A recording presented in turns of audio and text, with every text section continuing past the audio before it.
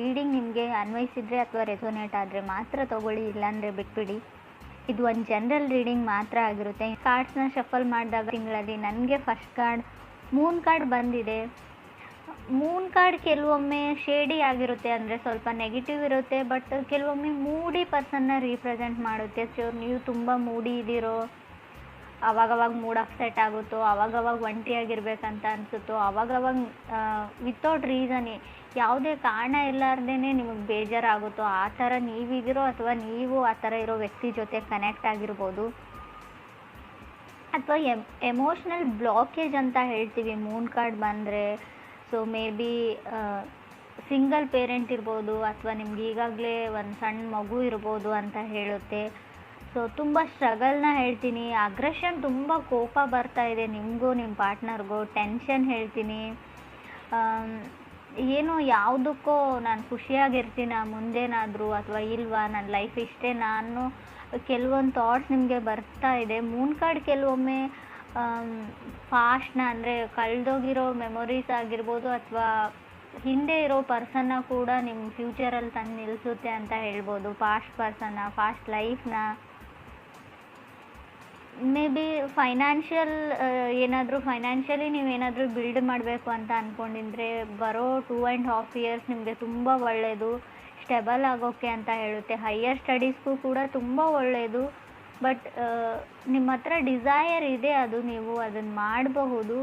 ಸ್ವಲ್ಪ ನಿಮ್ಮ ಫೀಲಿಂಗ್ಸ್ನ, ಸೊ ಯಾವಾಗಲೂ ಸಡನ್ನಾಗಿ ಎಮೋಷ್ನಲ್ ಆಗಬೇಡಿ ಅಂತಲೇ ಕಾರ್ಡ್ ಹೇಳ್ತಾ ಇದೆ. ಸೆಕೆಂಡ್ ಕಾರ್ಡ್ ನನಗೆ ಮೇ ಬಿ ನೀವು ಕಟಕ್ ರಾಶಿಯವ್ರ ಜೊತೆ ಕನೆಕ್ಟ್ ಆಗಿದ್ರೂ ಕೂಡ ಮೂನ್ ಕಾರ್ಡ್ ಬಂದಿರುತ್ತೆ. ಸೆಕೆಂಡ್ ಕಾರ್ಡ್ ನನಗೆ 6 of Wands ಬಂದಿದೆ. 6 of Wands ಬಂದಿರೋದ್ರಿಂದ ಸೊ ಮೇ ಬಿ ನಾನು ನಿಮಗೆ ತುಂಬ ಏನು ಹೇಳ್ತೀನಿ, ಟ್ರಾನ್ಸ್ಫರ್ಮೇಷನ್ ಅಂತ ಹೇಳ್ತೀನಿ. ಸ್ಟ್ರಗಲ್ ಇರ್ಬೋದು ಮೂನ್ ಕಾರ್ಡಿಂದ. ಸೊ ಮನಸ್ಸಿಗೆ ಸಂಬಂಧಪಟ್ಟಿರೋ ಸ್ಟ್ರಗಲ್ ಆಗಿದೆ. 6 of Wands ಇರೋದ್ರಿಂದ ನಾನು ಗ್ರೀನ್ ಲೈಟ್ ಹೇಳ್ತೀನಿ.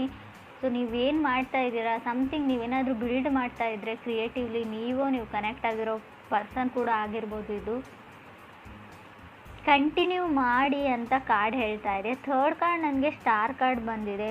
ತುಂಬ ಹೋಪ್ ಇದೆ. ಕೆಲವೊಮ್ಮೆ ಸ್ಟಾರ್ ಕಾರ್ಡ್ ಬಂದರೆ ಮೇ ಬಿ ನೀವು ಕುಂಭ ಅಥವಾ ಕನ್ಯಾ ರಾಶಿಯವ್ರ ಜೊತೆ ಕನೆಕ್ಟ್ ಆಗಿರ್ಬೋದು. ಹೋಪ್ ಇದೆ. ಸ್ಟಾರ್ ಕಾರ್ಡ್ ನೀವು ಏನೇ ಮಾಡಿ ಖಂಡಿತವಾಗ್ಲೂ ಹೋಪ್ನ ಇಟ್ಕೊಳ್ಳಿ ಅಂತ ಹೇಳುತ್ತೆ. ಖಂಡಿತ ಕೆಲಸ ಆಗುತ್ತೆ ಅಂತ ಹೇಳುತ್ತೆ. ಕೆಲವ್ರಿಗೆ ಎಲ್ಗೋ ಟ್ರಾವೆಲ್ ಮಾಡಬೇಕಾಗಿದೆ ನೀವು ಅಥವಾ ನಿಮ್ಮ ಪಾರ್ಟ್ನರು. ಸೊ ನಿಮ್ಮ ಪಾರ್ಟ್ನರ್ಗೋಸ್ಕರ ನೀವು ಪ್ರೇ ಮಾಡ್ತಾ ಇದ್ದೀರೋ, ನಿಮಗೋಸ್ಕರ ನಿಮ್ಮ ಪಾರ್ಟ್ನರು. ಅಥವಾ ಕೆಲವ್ರಿಗೆ ತುಂಬ ಹ್ಯಾಪಿನೆಸ್ ಇದೆ, ನಮ್ಮ ಖುಷಿ ಹೀಗೆ ಇರಲಿ ಅಂತ ದೇವ್ರ ಹತ್ರ ಪ್ರೇ ಮಾಡ್ಕೊಳ್ತಾ ಇರ್ಬೋದು. ಸೊ ನಮ್ಮ ಜೋಡಿ ಮೇಲೆ ಯಾರದೇ ದೃಷ್ಟಿ ಆಗದೆ ಇರಲಿ, ನಾನು ಕೊಟ್ಟಿರೋದು ನನ್ನ ಹತ್ರನೇ ಇರಲಿ ಯೂನಿವರ್ಸ್ಗೆ. ಸೊ ದೇವರಿಗೆ ಈ ಥರ ಕೇಳ್ಕೊಳ್ತಾ ಇರ್ಬೋದು ಅಂತ ಕೂಡ ಕಾರ್ಡ್ ಹೇಳುತ್ತೆ. ಫೋರ್ತ್ ಕಾರ್ಡ್ ನನಗೆ ನೈಟ್ ಆಫ್ ಸೋರ್ಡ್ಸ್ ಬಂದಿದೆ. ಸೊ ಯಾರು ತುಂಬ ಗಡಿಬಿಡಿಯಲ್ಲಿದ್ದಾರೆ, ರಶಲ್ಲಿದ್ದಾರೆ ನಿಮ್ಮ ಜೊತೆ ಮಾತಾಡೋಕ್ಕೆ, ಕಮ್ಯುನಿಕೇಟ್ ಮಾಡೋಕ್ಕೆ. ಸೊ ನೀವು ರೆಸ್ಪಾಂಡ್ ಮಾಡ್ತಾ ಇಲ್ಲ ರೈಟ್ ಅವೇ ಅಂತ ಅವ್ರಿಗೆ ಅನ್ನಿಸ್ತಾ ಇದೆ. ಅವ್ರು ತುಂಬ ರಶಲ್ಲಿದ್ದಾರೆ, ನೀವು ತುಂಬ ಸ್ಲೋ ಮೋಷನು. ಸೊ ಸ್ವಲ್ಪ ಎಲ್ಲೋ ಅವ್ರಿಗೆ ಕ್ಲ್ಯಾಶಸ್ ಅಂತ ಹೇಳ್ಬೋದು. ಅವ್ರ ಮನಸ್ಸಲ್ಲೇ ಯೋಚನೆ ಮಾಡ್ತಾರೆ, ಮೂನ್ ಕಾರ್ಡ್ ಇರೋದ್ರಿಂದ ನಾನೇ ಅವ್ರ ಹಿಂದೆ ಹೋಗ್ತಾ ಇದ್ದೀನ, ಅವ್ರಿಗೆ ನಾನೇ ಇರಿಟೇಟ್ ಮಾಡ್ತಾ ಇದ್ದೀನ, ಅವ್ರಿಗೆ ನಾನು ಇಷ್ಟನೋ ಇಲ್ವೋ ಅಂತ ನೀವು ಅಥವಾ ಅದರ್ ಪರ್ಸನ್ ತುಂಬ ಯೋಚನೆ ಮಾಡ್ತಾ ಇದ್ದೀರಾ. ಮೂನ್ ಕಾರ್ಡ್ ಓವರ್ ಥಿಂಕಿಂಗ್ನ ಕೂಡ ರೀಪ್ರೆಸೆಂಟ್ ಮಾಡುತ್ತೆ, ಹುಷಾರಾಗಿರಿ. ಫಿಫ್ತ್ ಕಾರ್ಡ್ ನನಗೆ 7 of Swords ಬಂದಿದೆ. ತುಂಬ ಚಾಲೆಂಜ್ ಅಂತ ಅನಿಸೋ ಪರ್ಸನ್ ಜೊತೆ ನೀವು ಕನೆಕ್ಟ್ ಆಗಿದ್ದೀರೋ ಅಥವಾ ನೀವೇ ತುಂಬ ಕಾಂಪ್ಲಿಕೇಟೆಡ್ ಆಗಿದ್ದೀರೋ ಅಂತ ಕಾರ್ಡ್ ಹೇಳುತ್ತೆ. ಸೊ ಟ್ರಸ್ಟ್ ಇಶ್ಯೂಸ್ ಅಂತ ಹೇಳ್ಬೋದು. ನಂಬಿಕೆ ಪ್ರಶ್ನೆ ಇದೆ, ಆ ವ್ಯಕ್ತಿನ ನಂಬೋದಾ ಇಲ್ವಾ ಅಂತ. ಕ್ರಾಸ್ ವಾಚರ್ಸ್ಗೂ ಅಷ್ಟೇ, ಅದರ್ ಪರ್ಸನ್ಗೂ ಅಷ್ಟೇ, ನಾನು ನಂಬೋದಾ ಅಥವಾ ಇಲ್ವಾ. ಸೊ ನಂಬಿಕೆ ಬರ್ತಾ ಇಲ್ಲ ಅಂತ ಹೇಳ್ಬೋದು. ಸೊ ಮೇ ಬಿ ಈ ಥರ ಹೇಳ್ತಾ ಇದ್ದೀನಿ ಅಂತ ಅಂದ್ಕೊಳ್ಬೇಡಿ. 7 of Swords ಇರೋದ್ರಿಂದ ಆಲ್ರೆಡಿ ನೀವು ಕಮಿಟ್ ಆಗಿದ್ರೋ, ರಿಲೇಷನ್ಶಿಪ್ಪಲ್ಲಿದ್ರೋ, ನಿಮ್ಮ ಪಾರ್ಟ್ನರ್ನ ನಿಮ್ಮ ಬೆಸ್ಟ್ ಫ್ರೆಂಡ್, ಸೊ ಯಾವ ಥರ ಹೇಳಿ, ನಿಮ್ಮ ಬೆಸ್ಟ್ ಫ್ರೆಂಡ್ ಕಿತ್ಕೊಂಡು ಹೋದ್ರು ಅಂತ ಹೇಳ, ಅಥವಾ ಬೆಸ್ಟ್ ಫ್ರೆಂಡ್ ಜೊತೆನೇ ಅವ್ರು ಕನೆಕ್ಟ್ ಆಗಿದ್ದಾರೆ ನಿಮ್ಗೆ ತಿಳಿದೇ ಇರೋ ಹಾಗೆ ಅಂತ ಹೇಳ, ನೀವೇನಾದರೂ ಅಂದ್ಕೊಳ್ಳಿ. ಬಟ್ 7 of Swords ಇರೋದ್ರಿಂದ ಥರ್ಡ್ ಪರ್ಸನ್ ಖಂಡಿತ ಇದ್ದಾರೆ. ಆ ಪರ್ಸನ್ ನಿಮಗೂ ಗೊತ್ತು, ನಿಮ್ಮ ಫ್ರೆಂಡೇ ಆಗಿರ್ಬೋದು, ನಿಮಗೆ ಗೊತ್ತಿರೋ ವ್ಯಕ್ತಿ ಆಗಿರ್ಬೋದು.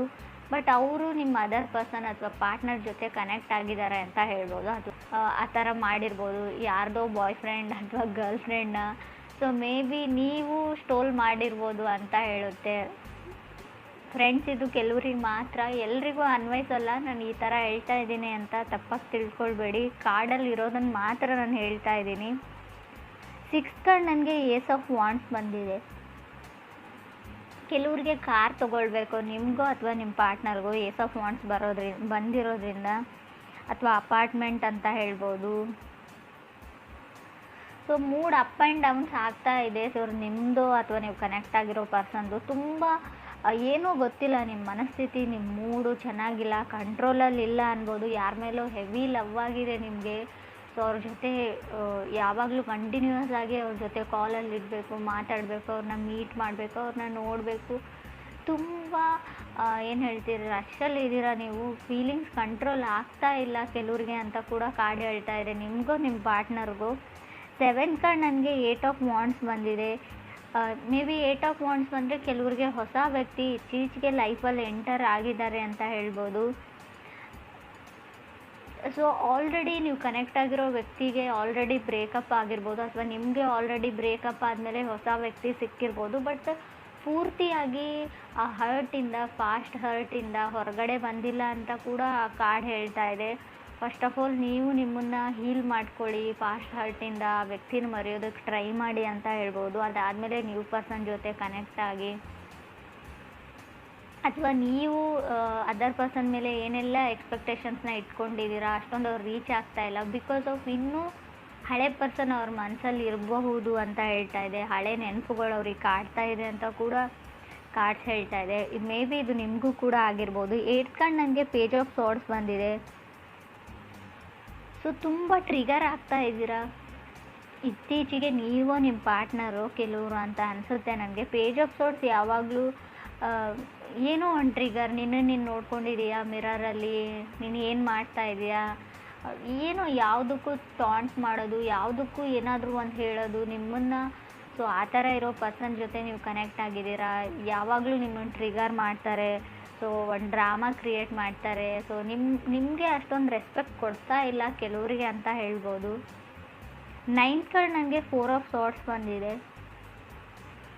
ಸೊ ಹೋಪ್ಲೆಸ್, ನೆಗ್ಲೆಕ್ಟೆಡ್ ಅಂತ ಹೇಳ್ಬೋದು. ನಿಮ್ಮನ್ನು ಅವ್ರು ನೆಗ್ಲೆಕ್ಟ್ ಮಾಡ್ತಾ ಇದ್ದಾರೆ. ಸೊ ಮೇ ಬಿ ನೀವೇ ನಿಮ್ಮನ್ನು ಹೇಟ್ ಮಾಡ್ಕೊಳ್ತಾ ಇರ್ಬೋದು. ನೋ ಬಡಿ ಲವ್ಸ್ ಮೀ ಅಂತ, ನನ್ನನ್ನು ಯಾರೂ ಇಷ್ಟಪಡಲ್ಲ, ಐ ಆಮ್ ನಾಟ್ ಗುಡ್ ಅಂತ ನಿಮಗೆ ಅನ್ನಿಸ್ತಾ ಇರ್ಬೋದು. ಸೊ ನನಗೆ ಯಾವತ್ತಿಗೂ ನಾನು ಏನು ಅಂದ್ಕೊಂಡಿರ್ತೀನಿ, ನನಗೇನು ಬೇಕಾಗಿರುತ್ತೆ ಅದು ಸಿಗಲ್ಲ ಅನ್ನೋ ನೆಗೆಟಿವ್ ಥಾಟ್ಸ್ ಇದ್ದರೂ ಕೂಡ 4 ಆಫ್ ಸಾರ್ಡ್ಸ್ ಬರುತ್ತೆ. ನಿಮಗೋ ಅಥವಾ ನೀವು ಕನೆಕ್ಟ್ ಆಗಿರೋ ಪರ್ಸನ್ಗೋ ನನ್ನ ಹಣೆ ಬರನೇ ಇಷ್ಟ, ನನ್ನ ಲೈಫಲ್ಲಿ ಯಾವುದೂ ಸರಿಯಾಗಿ ಆಗಲ್ಲ, ನನಗೇನು ಬೇಕೋ ಅದು ಯಾವತ್ತೂ ಸಿಗಲ್ಲ ಅಂತ ನೀವು ನಿಮ್ಮ ಪಾರ್ಟ್ನರು ತುಂಬ ನೆಗೆಟಿವ್ ಥಿಂಕಿಂಗ್ ಇದೆ. ಮೂನ್ ಕಾರ್ಡ್ ಬಂದಾಗಲೇ ನಾನು ಹೇಳಿದ್ದೀನಿ ನೆಗೆಟಿವ್ ಥಿಂಕಿಂಗ್ನ ಬಿಡಿ ಅಂತ. 10th ಕಾರ್ಡ್ ನನಗೆ 9 ಆಫ್ ಸಾರ್ಡ್ಸ್ ಬಂದಿದೆ. 9 ಆಫ್ ಸಾರ್ಡ್ಸ್ ಕೂಡ ಅದನ್ನೇ ಹೇಳ್ತಾ ಇದೆ, ನಾಟ್ ಶ್ಯೂರ್. ಸೊ ದೂರ ಇದ್ದೀರಾ, ಡಿಸ್ಟೆನ್ಸಲ್ಲಿ ಇದ್ದೀರಾ, ಮನಸ್ತಾಪಗಳಿವೆ, ಕೋಲ್ಡಲ್ಲಿ ಇದ್ದೀರಾ ಅಂತ ಹೇಳ್ಬೋದು ನೀವು. ಸೊ ಅವ್ರನ್ನ ನೀವು ಬ್ಲಾಕ್ ಮಾಡಿದರು, ನಿಮ್ಮನ್ನು ಅವ್ರು ಬ್ಲಾಕ್ ಮಾಡಿದರು. ಕೆಲವ್ರಿಗೆ ನನಗೆ ಬ್ಲಾಕೇಜಸ್ ತುಂಬ ಕಾಣಿಸ್ತಾ ಇದೆ, ಕಮ್ಯುನಿಕೇಷನ್ ಸ್ಟಾಪ್ ಆಗಿದೆ. ಏನು ಇಗ್ನೋರ್ ಮಾಡ್ತಾ ಇದ್ದೀರೋ ಅಥವಾ ಇಬ್ಬರ ಮಧ್ಯೆ ಲವ್ ಅಂತರೂ ಇದೆ ನನಗೆ ಕಾರ್ಡ್ಸ್ ಹೇಳೋ ಪ್ರಕಾರ. ಸೊ ಯಾರೋ ನಿಮ್ಮಿಬ್ಬರ ಮಧ್ಯೆ ತಂದಿಡ್ತಾ ಇರ್ಬೋದು. ಕೆಲವ್ರಿಗೆ 7 ಆಫ್ ಸಾರ್ಡ್ಸ್ ಇರೋದ್ರಿಂದ ಥರ್ಡ್ ಪಾರ್ಟಿ ಕೂಡ ಇರೋದನ್ನೇ ಹೇಳ್ತೀನಿ. ಯಾರೋ ನಿಮ್ಮನ್ನು ದೂರ ಮಾಡೋಕ್ಕೆ ಟ್ರೈ ಮಾಡ್ತಾ ಇದ್ದಾರೆ, ಎಕ್ಸ್ಟರ್ನಲ್ ಫೋರ್ಸಸ್ ಅಂತ ಕೂಡ ನನಗೆ ಹೇಳ್ತಾ ಇದೆ. ಸೊ ಮೇ ಬಿ ನಿಮ್ಮ ರಿಲೇಷನ್ಶಿಪ್ ಹಾಳಾಗಿದ್ದರೆ, ಬ್ರೇಕಪ್ ಆಗಿದ್ರೆ, ನಿಮ್ಮ ಎಕ್ಸ್ ಬ್ಯಾಕ್ ಆಗಿದ್ರೆ ರೀಬಿಲ್ಡ್ ಮಾಡಿ ಅದನ್ನು ಅಂತ ಕಾರ್ಡ್ ಹೇಳ್ತಾ ಇದೆ. ಸೊ ಸಡನ್ ಬ್ರೇಕಪ್ನ ಕೂಡ ನಾನು ಹೇಳ್ತೀನಿ. 7 ಆಫ್ ಸಾರ್ಡ್ಸ್ ಇದ್ದರೆ 4 ಆಫ್ ಸಾರ್ಡ್ಸ್ ಇದೆ. ಮೇ ಬಿ ಸಡನ್ ಬ್ರೇಕಪ್ ಆಗೋ ಚಾನ್ಸಸ್ ಇದೆ. 9 ಆಫ್ ಸಾರ್ಡ್ಸ್ ಕೂಡ ಇದೆ. ಸೊ ಏನೇ ಆಗಲಿ ನಿಮಗೆ ಡೈರೆಕ್ಟಾಗಿ ಹೇಳೇ ಅವ್ರು ಬ್ರೇಕಪ್ ಮಾಡ್ಕೊಂಡಿರ್ತಾರೆ.